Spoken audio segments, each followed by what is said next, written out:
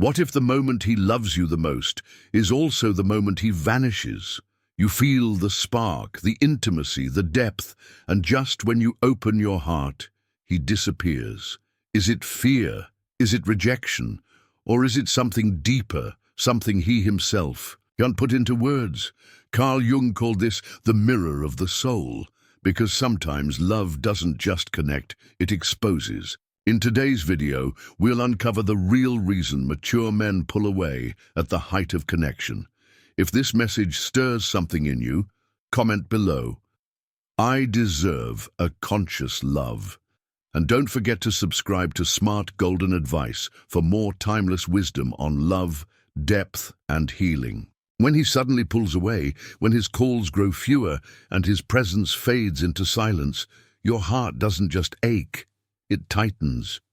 You sit in that quiet, playing back every tender moment, his eyes when they met yours, the softness in his voice, the way he used to reach for your hand without thinking. And now, nothing. You begin to wonder, did I do something wrong? But here's a deeper, quieter truth.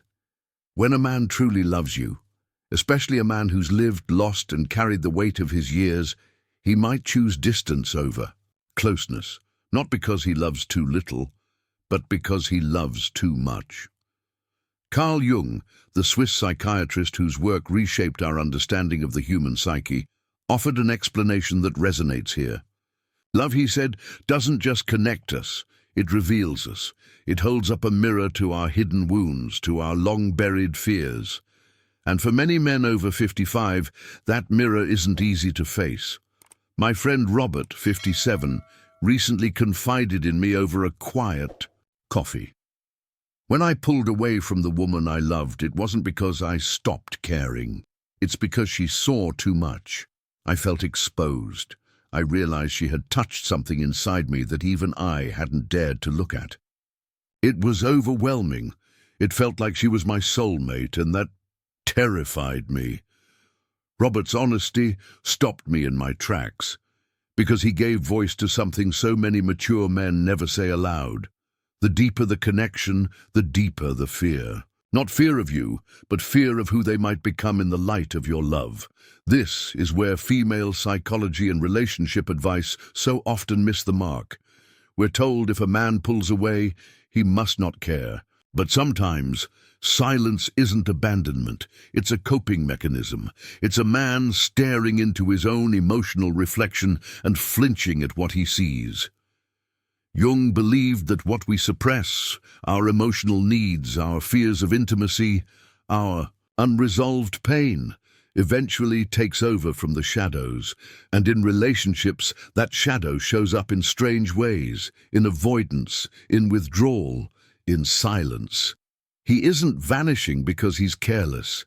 He's trying to protect something fragile inside himself, a part of his identity that feels threatened by the intensity of real connection. This silence, as painful as it feels, is often a reflection of how deeply your love has impacted him.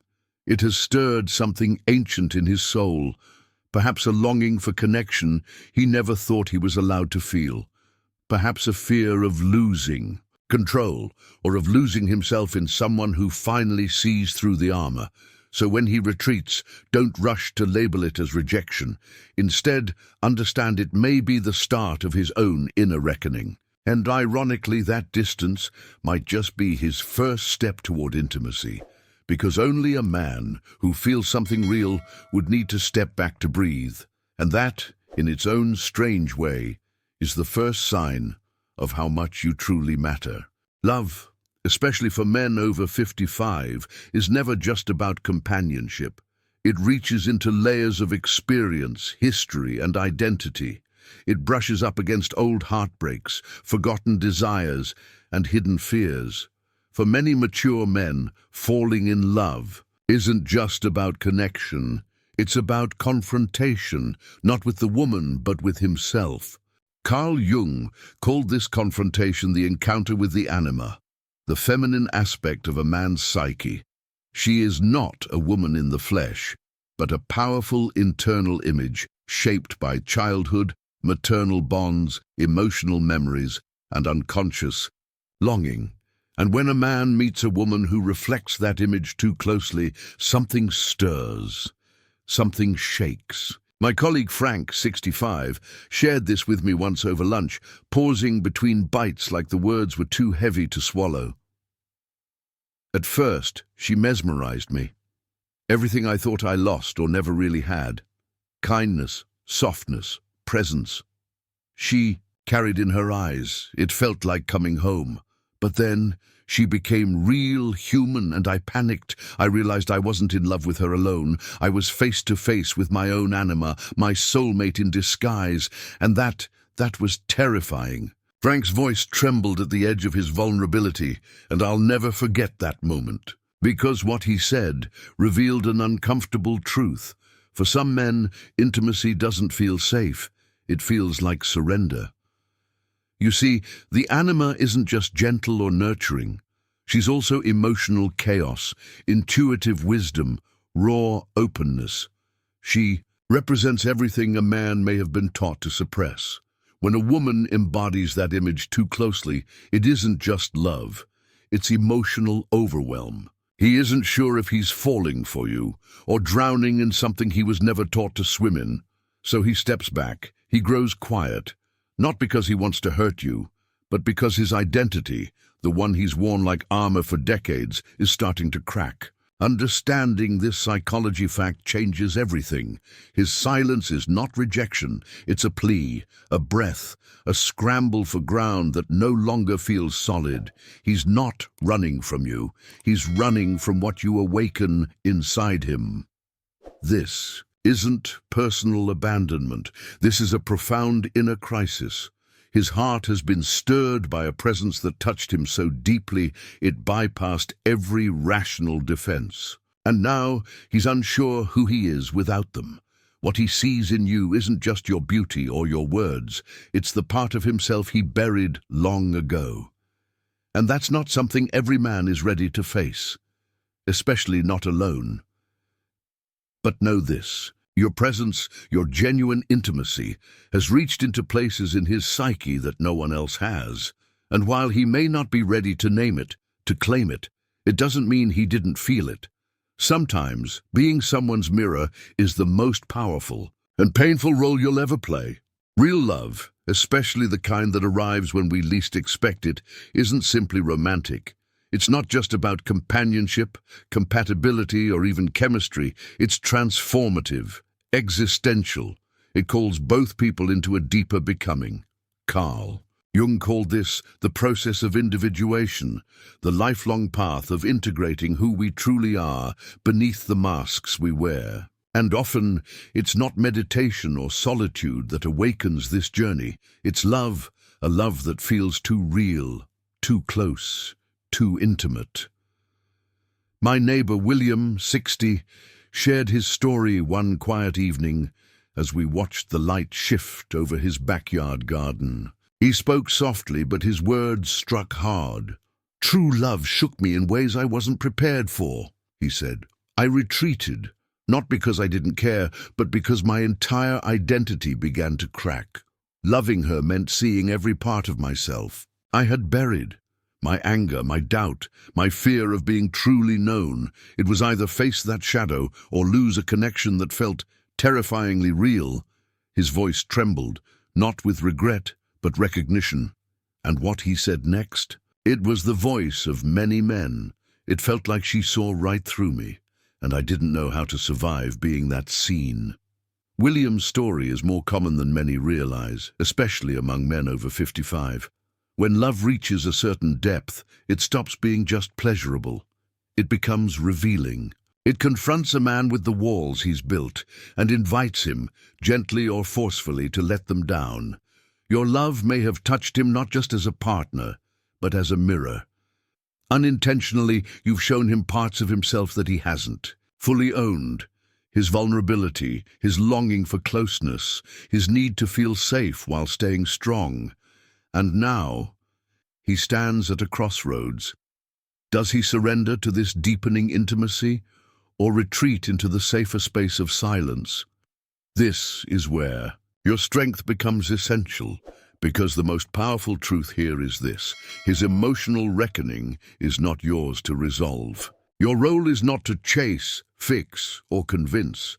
It is to stay rooted in compassion, not codependence, to hold your center without collapsing into his storm. You see, authentic love doesn't just hold hands, it holds mirrors. And mirrors don't always show what we want to see. As Jung wisely said, until you make the unconscious conscious, it will direct your life, and you will call it fate. In real relationships, that means love often awakens wounds, not to break us, but to heal us. Your presence, steady, warm, and real, might be the first time in his life someone has seen both his strength and his softness, and stayed. That alone is powerful. That alone may trigger fear. This crisis, painful as it feels, isn't a failure. It's a sign of evolution. And love, especially the kind that feels like finding your soulmate, always involves evolution. It's never only comfortable. It's never only easy. It's raw, honest, challenging, but also deeply sacred. Because love that doesn't change isn't really love. And the kind of love that does. That's the kind that's worth facing the shadow for. So if he's pulled away, know that it may not be the end. It may be the beginning of his inner work. And yours too. When his silence wounds you, remember Jung's potent lesson. Every meaningful relationship mirrors your inner world as well.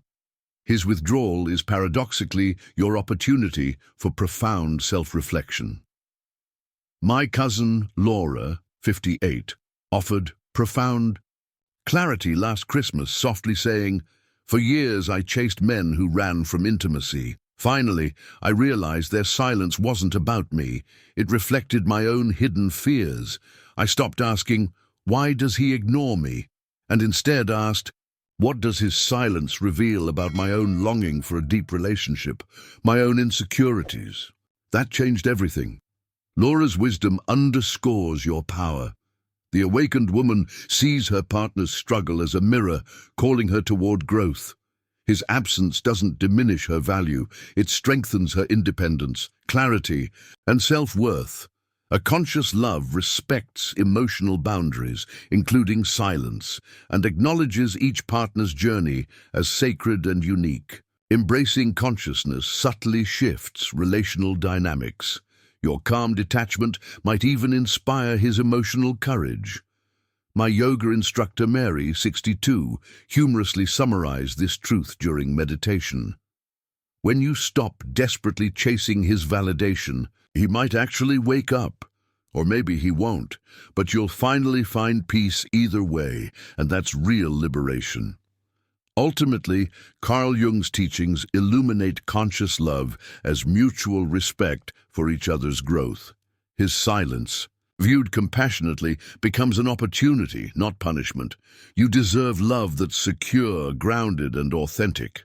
Today, embrace this life-changing advice with clarity and courage.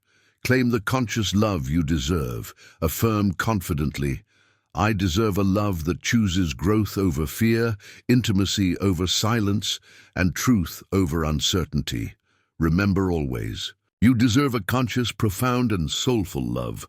Thank you for watching. If this insight touched your heart, share your thoughts below. Type, "I deserve a conscious love," and join our community dedicated to exploring genuine, transformative relationships.